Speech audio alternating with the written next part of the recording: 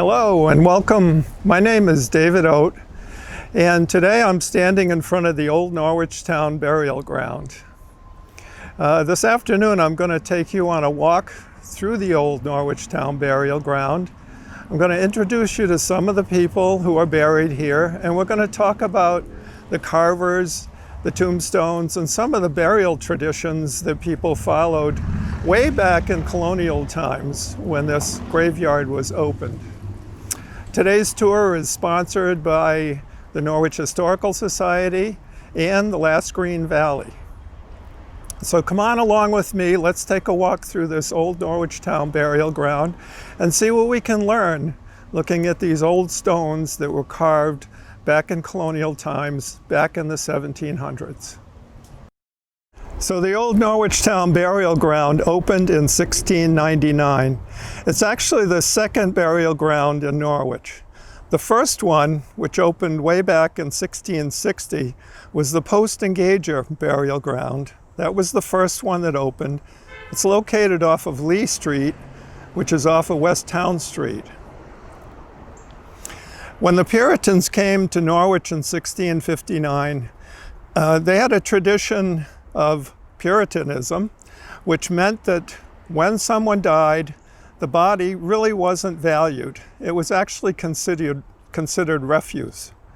So the thinking was, you came from God, you went back to God when you died. And the body was just refuse and needed to be disposed of. They really didn't understand the connection between bacteria and disease, but they did know that organic material, when it decomposed, often created disease in the community. So I'm standing here by what was called the Old Woodbridge Tomb, okay? And you can kind of see some gravel behind me where the tomb was located. This was built in 1774, and it was actually a combination of several families that used it. So when someone died, there was a pit right here, and the bodies would be deposited in the pit.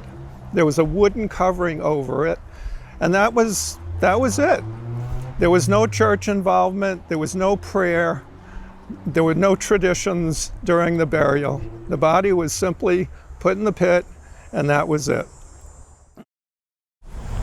So right now I'm standing in an area which features this monument, which was set here in 1901 by the DAR, by the Daughters of the American Revolution. When the revolution broke out, France, lucky for us, came in on the side of the Patriots, and with it, Marquis de Lafayette and his troops. At one point in 1778, Lafayette and his troops were moving from Providence heading towards New York, and they stopped over in Norwich and camped out on the green. While they were here, apparently there was some disease that went through the troops, and about 20 of them became ill, and they were taken across the street to the old courthouse, and they actually used it as a makeshift hospital for a while. About 20 of those French soldiers passed away, and according to the town records, they're buried along the road that leads to the cemetery, which is now called Cemetery Lane. So we don't know exactly where they're buried, but the records say somewhere along the road. So to memorialize the French troops and the contribution they made to our independence, the DAR put this monument here back in 1901, and if you look behind it, you'll see a second monument which was contributed by a French Historical Society to also honor the French soldiers that passed away here in Norwich town. So I'm standing in front of the headstone for two of the Trumbull children, John and Timothy Trumbull. Both of them died 4 days apart. Back in colonial times, they didn't have the advantage of modern medicine like we do. So oftentimes when children got sick, they got very sick, and people didn't know how to treat them.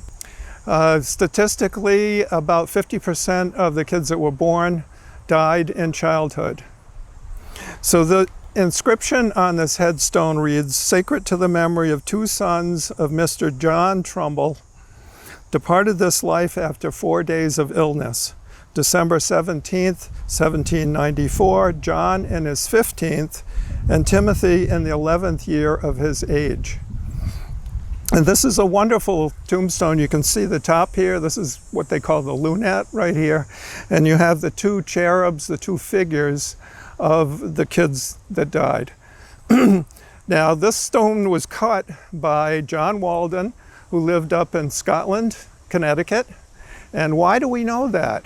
Well, if you look down at the very bottom, you can see that he signed the headstone. Here's his name. Right next to the headstone or the gravesite for the two Trumbull children is John Trumbull, the father. In 1773, John formed the first newspaper in Norwich. It was called the Norwich Packet.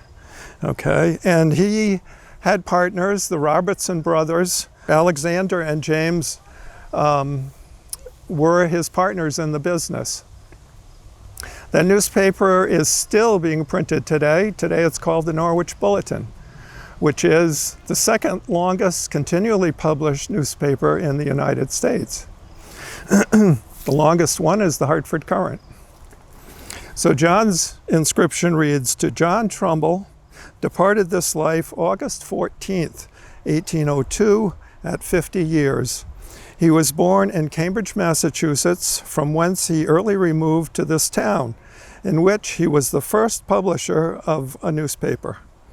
He was a member of the Somerset Lodge, and he was the first interred in this graveyard with full Masonic honors." So as I mentioned, John Trumbull, who started the first newspaper, the Norwich Packet here in Norwich, had two partners, Alexander and James Robertson. The Robertsons were both loyalists. So as the Revolutionary War heated up, it became more and more difficult for them to do business here in Norwich, because Norwich was very patriotic and they supported the revolution 100%. As a result, in 1776, the Robertson brothers left town. They went to Albany, New York, where they started up the Royal Albany Gazette. But before they left, sadly, James' wife, Amy, died, and so here is her tombstone. It says, "Sacred to the memory of Mrs. Amy Robertson, the amiable consort of Mr. James Robertson, formerly of Norwich, printer. She passed this life June 15th in 1776 in the 31st year of her age." And it's interesting to note that they refer to her as a consort. That's a word that we really don't use anymore. And consort, back in those days, meant that when she died, her husband was still alive. Okay, so if you're doing genealogy and you come across that word, that gives you a little bit of information that the husband is still alive. If she had been a widow, they would have referred to her as a relic. I'm by the gravesite of Abigail Lathrop, who died in 1734. And the inscription on her headstone is hard to read, so I'll read it for you. It says, "Here lies interred," and it's spelled I-N-T-E-R-R-D, "ye remains," R-E-M-A-S, "of Mrs. Abigail Lathrop, ye relic," remember she's a relic, so she's a widow, "of Mr. Samuel Lathrop of Norwich." She was born in Plymouth, Massachusetts in 1631, and she lived in Norwich 43 years, and she died January 23rd, 1734, and she was 104 years old. In fact, on her 100th birthday, the First Congregational Church, the minister and the congregation went to her house and they had a birthday party for her. So it's interesting to note the spelling that went on during the colonial times. Basically, they spelled phonetically. And I understand from some of the teachers these days that a lot of kids still spell phonetically.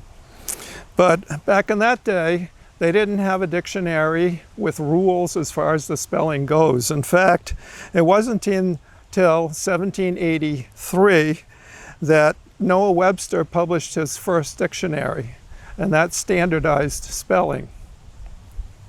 Back here you can see the footstone for Abigail, and it says right on it that she died, okay, January 23rd, anno, in the year of the Lord, 1734. Oh, wait a minute. Here's another number. It looks like a 5. Well, in 1752, we changed calendars in this country. Before 1752, we had the Julian calendar, and that meant that New Year's came on March 25th. Now we follow the Gregorian calendar, and New Year's comes on January 1st. So something happened between January 1st and March 25th, depending on which calendar you were using, whether it was the old calendar or the new calendar, the years might be quite different. So she died in since she died in January, she died old calendar 1734, new calendar 1735. Now I'm behind Hannah Arnold's headstone, and I'll just read the inscription that's on it. It says, "In memory of Hannah, the well-beloved wife of Captain Benedict Arnold, a daughter of Mr. John and Elizabeth Waterman. She was a pattern of piety and patience and virtue, who died August 15th, 1759. And she was 52 years old. So her husband's name was Captain Benedict Arnold, and actually he's buried right here on my right-hand side. Her son, of course, was the Benedict Arnold, the trader that we all know, who was born here in Norwich. And interesting to note that the first governor of Rhode Island was Benedict Arnold as well. So if we look at this tombstone, you can see the cherub up here on this side. It's a little different than most of these gray granite headstones that we see throughout the graveyard. And the reason for that is that this headstone came from Newport, Rhode Island. And it's made of slate. This greenish slate is the native stone for Newport, Rhode Island. And the reason we know, well, it came from the Stevens shop in Newport, Rhode Island, which started up in 1702. That's a good clue for people doing family history. If you come and you find a headstone that came from someplace else, belonging to one of your relatives, then you want to take a look at that other location, because chances are the family has some connections there. So the thinking here is that when Hannah died, her husband, his business had lapsed, and he was pretty much impoverished at that time. The history in Norwich, the records say that he had started to drink, became an alcoholic, and in fact was excommunicated from the local church here. So the thinking is that these headstones were probably purchased from the Waterman family, who had the money, and they got them from the Stevens shop in Rhode Island. On my left, you can see 3 of Benedict Arnold, the trader's siblings, okay? And you have Elizabeth, who died at 3, Mary, who died at 8 years old, and Absalom, all the way down on the end, who died at 3 as well. So I might want to mention one of the customs that the colonialists did is all the tombstones came in pairs. So we have the headstone for Hannah here, and right down here we have the footstone. They all came in pairs. So the headstone went at the head of the grave, the footstone where the feet would be pointing. And traditionally, it would be aligned to the east, so that when the sun came up, this was the thinking back then, when the sun rose, all the spirits could sit up and greet the sun, or on the Day of Judgment, they would sit up and greet Christ. Okay, this is the headstone for Theophilus Rogers and his wife. Theophilus was a very well-known doctor in the Norwich area back in the 1800s. And I'm going to just read you the inscription that's on this stone. It's very interesting. Here lieth the remains of Dr. Theophilus Rogers and Mrs. Elizabeth, his wife, daughter of Mr. William Hyde. The doctor died on the 29th of September, 1753, in the 54th year of his age, and his wife on the 24th of November, 1753, in the 54th year of her age also. Both continued to the same year of life, both died on the same day of the week, and both deposited in this grave. And one of the things I wanted to point out to you was in colonial times, when a husband and a wife were buried, the husband would go on the right-hand side of the grave and the wife would go on the left-hand side. And don't forget, the head, this is the headstone, the head is here, the feet are down here, pointing towards the rising sun. And you can see on the lunette that the doctor is on this side because his wing is over his wife's over here. This is his wife over here. Okay, so they both were buried in the same order that they stood before the minister on the day they were wed. This was another colonial tradition. So I'm standing in front of the tomb of Samuel Huntington and his wife Martha Huntington. Sam was born in Scotland, Connecticut, in 1731, and he was the oldest of 10 children. His 3 younger brothers went to Yale to the theological school and became ministers, but Sam was supposed to become the owner of the farm. But early on, the minister up there, Ebenezer Devotion, noticed that Sam had superior intelligence. He was quite a bright and intelligent young lad. And so Ebenezer allowed him to come into his study and use his books. He taught himself Latin, and he became very interested in the practice of law. So a couple of the deacons in the church helped Sam to study law, and eventually he became an attorney. He moved to Norwich in 1760 and married Martha Devotion, the daughter of his minister in Scotland, the following year, 1761. So in 1764, Sam was elected representative to the Connecticut General Assembly. 1765, he was appointed to the position of King's Attorney, which meant basically that he had it made. He was the King's Attorney.